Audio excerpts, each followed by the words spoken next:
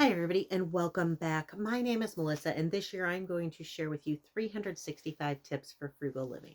So, today's tip for frugal living is I absolutely just forgot. I had just, I have them all written down here, and oh, don't buy a new car.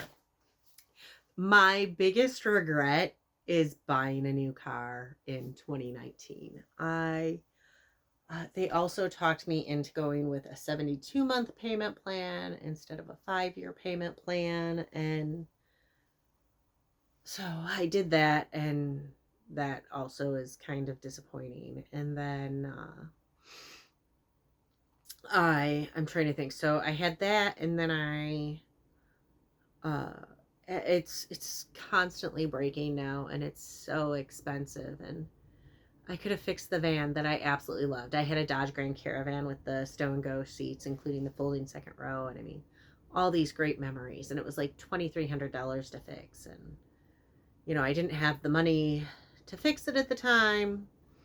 And my parents agreed to loan me the money for a down payment. And I really should have been like, hey, I just bought a house. I closed middle of September, and my car broke middle of November. So I was pretty strapped at the time, and I was just so under it. And I bought a new car thinking, warranty, no problem, so on and so forth. Well, now the warranty's up and everything keeps breaking, and I'm spending $500 to $1,000 every month or two on this breaking or that breaking. Everything's so expensive to fix, and I used to be able to fix a lot of things in my car myself. I mean, I even changed the battery in a Chrysler Sebring convertible, and that takes some tenacity because I did not remove the wheel. I paid attention to the directions, which were also an absolute BS lie. And you have to. So, for those of you who don't know, a Chrysler Sebring's battery is in the front driver's side wheel well. So you have to turn the wheel, you have to take out that like little black plastic cover, then you have to unhook the battery, pull it out, put the new battery in, reattach it, turn it back.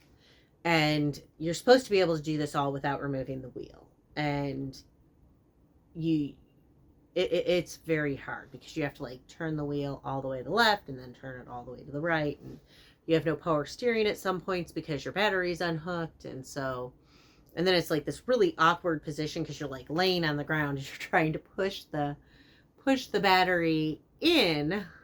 It's a horrible experience. But I didn't have to pay $260 to have battery changed, which I suppose if I had a garage I could have probably still done this one myself. I have done tune-ups where I was able to change all my own spark plugs. And instead of paying a few $100s at the mechanic back in the day, I did it for under 50. I bought the spark plugs. I bought the little gap tool for like $1 or $2 at, I don't know, Pep Boys, AutoZone, one of them. And I was able to do it myself in the garage. And there's so many things that I didn't even realize that I have fixed on cars in my life because I'm not mechanically inclined. I am what my father refers to as his least mechanically inclined child. He loves me. He helps me. But I'm the one who they were worried was going to chop off their whole hand when they started using power tools, not just a finger. But I have all of them, see? So, yeah, don't buy a new car. Buy used. Fix your own car.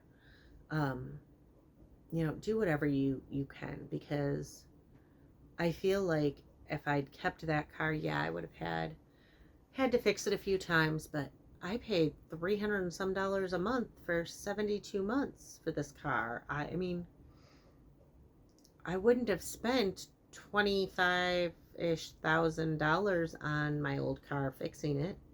And now people are having like these Dodge Grand Caravans that are make it to 300,000 miles, and people are buying them for thousands of dollars, like $2,000 and $3,000 for a Dodge Grand Caravan with 300,000 miles.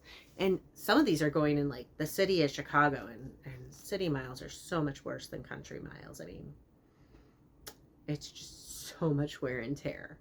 Um, which is probably, I mean, I used to commute to Chicago. I worked on the west side, and that's probably where I ended up with a lot of problems, is because I did have that stop and go in traffic. But anyways, today's tip for frugal living is don't buy a new car.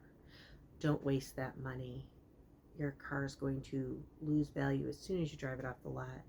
You're going to have to pay more insurance over the lifetime. And I mean, that's the other thing. It seemed like a great deal because when I had initially bought the car, my insurance, I went from a 2010 Dodge Grand Caravan to a 2019 brand new Buick Encore, and my insurance stayed the same, and I think I increased the coverage. So I was like, oh yeah, like that's a no-brainer. But you live, you learn, you look back, you realize that it was not a no-brainer and you've made mistakes. So I do not recommend buying a new car ever. And I mean, I know people love new cars and everything, but it was not the road for me. And I feel like I could have done so much more with that money if I hadn't. I could have saved money. I wouldn't have had to figure out how to, when I was unemployed for a year, come up with, you know, $300 and some a month for my car payment and $100 and some a month for insurance. It would have just been so much easier without that car payment. So if you have to purchase a new vehicle, I recommend used. I mean, do your homework, see how they hold up, but save the money, purchase used. Better yet, fix your old car. If you have a friend or a family member who you know takes really good care of their stuff selling their car, even though I don't normally recommend doing business with family, I 100% do not recommend normally doing business with family or friends, but I'm going to tell you, if my brother or sister who take excellent care of their cars were going to sell it, I would definitely consider buying that car. I mean, I have a car, so obviously not, but I know they take good care of their cars. So if you do have that advantage, then that could be a plus too. But you know, don't buy a new car. Seriously, learn from my mistake.